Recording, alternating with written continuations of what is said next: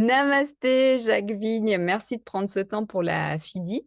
Donc, on se voit ensemble pour la présentation du webinaire que tu vas donc donner le 4 novembre à 10 heures. D'abord, est-ce que tu peux te présenter en quelques mots pour les personnes qui ne te connaîtraient pas encore? Oui, donc je suis psychiatre de formation. J'ai commencé le yoga à l'âge de 17 ans, la méditation à l'âge de 19 ans, donc j'en ai 69 maintenant, donc exactement un demi-siècle, et la médecine aussi à l'âge de 19 ans. Et à cause du yoga, ben, je me suis converti des maths en médecine et puis ensuite de médecine en psychiatrie parce que voilà, le rapport corps-esprit m'inspire beaucoup, la psychologie spirituelle aussi. Et j'ai écrit 18 livres sur ce sujet et j'ai été disciple de Swami Vivekananda et maintenant de Tenzin Palmo, deux grands méditants occidentaux dans l'Himalaya.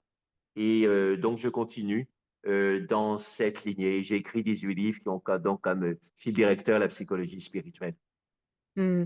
Et tu partages ton temps entre l'Inde et l'Occident, c'est ça? Oui, pendant longtemps, c'était trois quarts en Inde et un quart en Occident.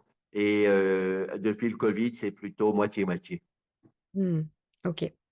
Et donc, justement, le thème du webinaire que tu vas proposer, c'est le titre d'un de tes livres, La méditation contre les douleurs, souffrance et anxiété, donc entre tradition et neurosciences. Est-ce que tu pourrais nous dire qu'est-ce qu'on va voir dans ce webinaire? Oui, donc ce livre est paru donc en mars 2025. C'est mon dernier, toujours aux éditions du Relier. Ça fait maintenant pratiquement 40 ans que je travaille avec Marc de Smet, déjà à Chalmin-Michel et maintenant au Relier. Et donc, oui, ben, pour moi, c'est un sujet important parce que ça fait une synthèse de 50 ans de pratique de méditation et de réflexion. Qu'est-ce que c'est que la psychiatrie? Comment est-ce qu'on peut aider les gens à résoudre leurs problèmes psychiques en jouant non seulement sur l'esprit, mais aussi sur le corps. Et donc, il y a une première partie avec des neurosciences, et donc je vais aussi parler de ça dans mon webinaire, mais des neurosciences qui sont applicables ensuite dans la pratique d'un cours de yoga, de méditation guidée. Puis ensuite, il y a une deuxième partie, la puissance des images mentales. C'est aussi proche du yoga. Quand on fait yoga, on fait un peu méditation, donc un peu image mentale, ou beaucoup. Moi, j'avais un prof de yoga qui était un des pionniers du yoga en France, Pierre Mathieu, il faisait au fait beaucoup image mentale et il y avait un tiers de posture et deux tiers d'image mentale. On appelait ça cours de yoga, mais moi j'étais déjà très intéressé par les images mentales. Et puis après, donc il y a la partie sur les techniques de méditation antidouleur, mais qui fonctionnent aussi contre les émotions perturbatrices. Donc là, c'est quelque chose que je développe. La méditation contre les douleurs, à peu près les mêmes méthodes que la méditation contre les émotions perturbatrices. Il faut comprendre pourquoi. Là, je donne les explications neuroscientifiques et puis pratiques. Et puis la dernière partie, c'est sur les religions, qui a été abrégée à cause de la place, hein, mais on s'est passé sur le site dont tu t'occupes, Bhavani. Et donc, il y a 100 pages qui vont peut-être paraître avec un autre éditeur comme un livre séparé.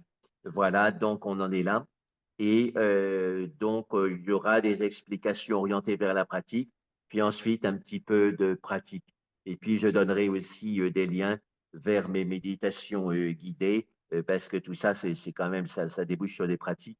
Et donc, les méditations guidées sont importantes et je vais donner les liens aussi pour que vous puissiez y accéder. Enfin, elles sont disponibles sur mon site, hein, c'est public. Et puis, j'ai des Instagram aussi où j'ai beaucoup de méditations guidées. Et bon, le sujet, c'est de toute façon comment sortir la souffrance. Ça, c'est le sujet général. De temps en temps, je fais les douleurs physiques, mais sinon, il y a plein d'autres aspects de la souffrance qui ne sont pas les douleurs physiques, mais qui nous embarrassent quand même ou qui nous bloquent. Et donc, dans mes méditations générales, mes Instagram en particulier, je vois ça. Mon Instagram, c'est @jacquesvigne108.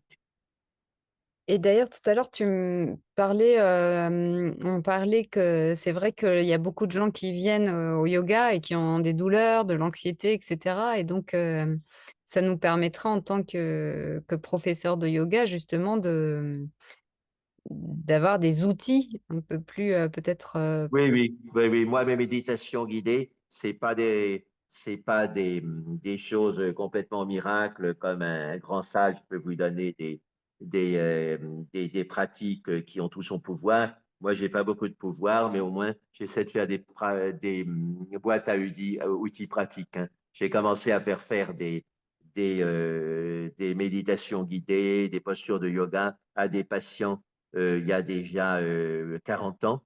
Et donc, j'ai continué avec des groupes, hein. Je fais assez peu d'individuels, mais je fais des groupes, c'est aussi pour des questions pratiques. J'ai rien contre les individuels, hein. À un moment, j'en faisais pas mal. Mais là, c'est des questions de temps et de pratique. Et donc, voilà, ce sont des boîtes à outils et il faut les prendre comme ça, mais pour que les outils soient utiles, il faut les aiguiser. Et aiguiser un outil de méditation, c'est pratiquer cette méditation pendant suffisamment de temps pour être capable de l'enseigner en la sentant bien. Ok, bon, super. Donc, on te retrouve le 4 novembre à 10 heures. Donc, ce webinaire donc, est accessible soit en direct, soit en replay. Donc, on va mettre Oui, sous cette vidéo le lien pour y accéder. très M- bien, très Merci, bien. Et Jacques. Et puis, merci, ben, donc, merci de ton engagement pour la FIDI, qui, je rappelle, est bénévole. Et c'est bien d'avoir des bénévoles comme toi parce qu'ils rendent service au peuple des profs de yoga et à l'humanité en général. merci. À bientôt. À bientôt, au revoir.